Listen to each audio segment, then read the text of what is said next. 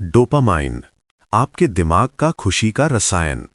क्या आपने कभी सोचा है कि जब आप अपना पसंदीदा खाना खाते हैं या कोई लक्ष्य हासिल करते हैं तो आपको इतनी खुशी क्यों होती है?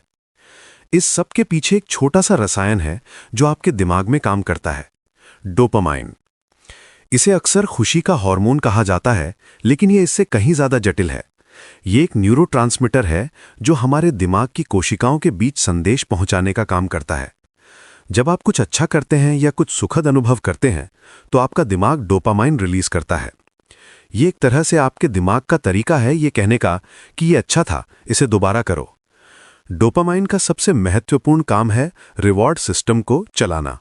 जब आप कुछ सुखद करते हैं, चाहे वो स्वादिष्ट खाना हो, दोस्तों के साथ समय बिताना हो या कोई अचीवमेंट हो, तो आपके दिमाग का वेंट्रल टेगमेंटल एरिया एक्टिवेट हो जाता है। यहां से डोपामाइन निकलकर न्यूक्लियस एक्कम्बेंस तक पहुंचता है, जो प्लेजर और मोटिवेशन का सेंटर है। यह प्रोसेस इतनी तेज होती है कि आप तुरंत अच्छा महसूस करने लगते हैं। लेकिन डोपामाइन सिर्फ खुशी के बारे में नहीं है, यह मोटिवेशन और लर्निंग में भी बहुत इंपॉर्टेंट रोल प्ले करता है। जब आप किसी रिवॉर्ड की एक्सपेक्टेशन करते हैं तो डोपामाइन पहले से ही रिलीज होना शुरू हो जाता है। यही वजह है कि आप एग्जाम के रिजल्ट्स का वेट करते समय एक्साइटेड फील करते हैं या अपने फेवरेट रेस्टोरेंट जाते समय पहले से ही खुश हो जाते हैं। डोपामीन के 4 मेन पाथवेज हैं जो अलग अलग फंक्शंस कंट्रोल करते हैं। मेसोलिम्बिक पाथवे मोटिवेशन और प्लेजर के लिए जिम्मेदार है। मेसोकॉर्टिकल पाथवे अटेंशन और डिसीजन मेकिंग में हेल्प करता है। नाइग्रोस्ट्राइएटल पाथवे मूवमेंट कंट्रोल करता है और ट्यूबरो इन्फंड्यूबुलर पाथवे हार्मोन्स को रेगुलेट करता है।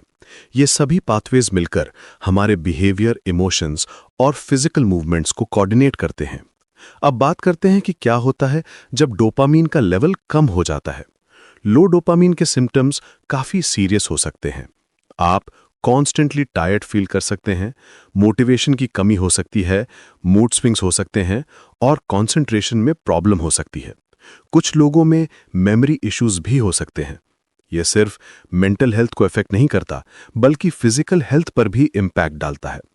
पार्किंसंस डिजीज डोपामीन डेफिशिएंसी का सबसे क्लासिक एग्जाम्पल है। इस कंडीशन में dopamine producing neurons gradually die करने लगते हैं, जिससे ट्रेमर्स, मसल स्टिफनेस और मूवमेंट प्रॉब्लम्स होती हैं। एडीएचडी में भी डोपामीन सिस्टम की डिसफंक्शन देखी जाती है, जिससे अटेंशन और इंपल्स कंट्रोल में प्रॉब्लम्स होती हैं। डिप्रेशन में भी डोपामीन लेवल्स कम हो जाते हैं, जिससे प्लेजर लेने की एबिलिटी कम हो जाती है। दिलचस्प बात यह है कि एज के साथ नेचुरली डोपामीन प्रोडक्शन कम होता जाता है। 75 साल की उम्र तक एवरेज अडल्ट में 35% कम डोपामीन बनता है। यही वजह है कि बुजुर्गों में मोटिवेशन और एनर्जी लेवल्स कम हो जाते हैं। मॉडर्न लाइफस्टाइल भी डोपामीन सिस्टम को अफेक्ट करती है। सोशल मीडिया, वीडियो गेम्स और junk food artificial dopamine spikes create करते हैं। ये इंस्टेंट ग्रेटिफिकेशन देते हैं, लेकिन लॉन्ग टर्म में नेचुरल रिवॉर्ड सिस्टम को डैमेज कर सकते हैं। जब आप बार बार आर्टिफिशियल स्टिमुलाई यूज करते हैं तो आपका ब्रेन टॉलरेंस डेवलप कर लेता है और फिर नॉर्मल एक्टिविटीज से उतनी खुशी नहीं मिलती। एडिक्शन भी डोपामीन सिस्टम के हाईजैकिंग का रिजल्ट है।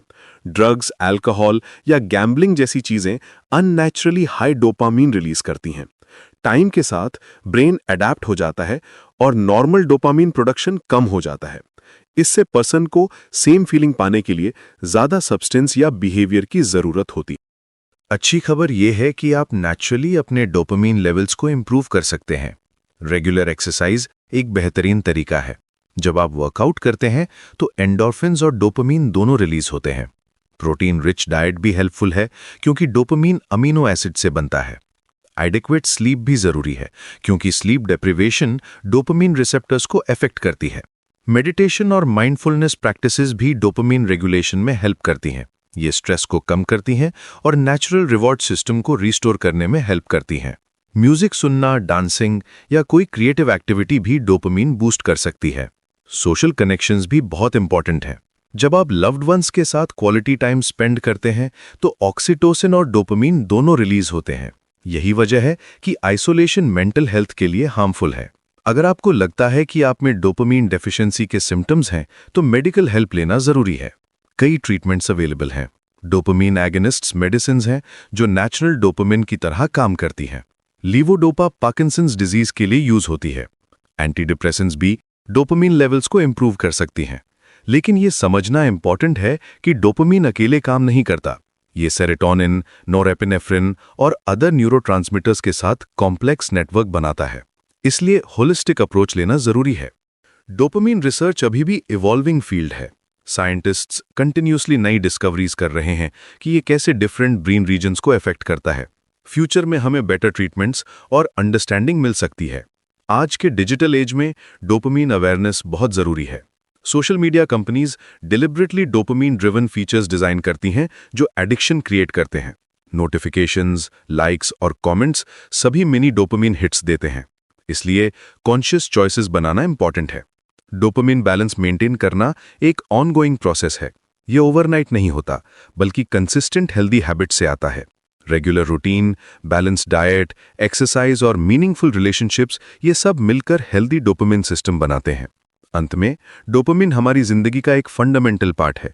ये हमारे मोटिवेशन, प्लेजर, लर्निंग और मूवमेंट को कंट्रोल करता है। इसे समझना और रिस्पेक्ट करना हमारी मेंटल और फिजिकल वेलबीइंग के लिए क्रूशल है। हेल्दी लाइफस्टाइल चॉइसेस बनाकर हम अपने डोपामिन सिस्टम को ऑप्टिमाइज कर सकते हैं और बेहतर खुशहाल जिंदगी जी सकते हैं।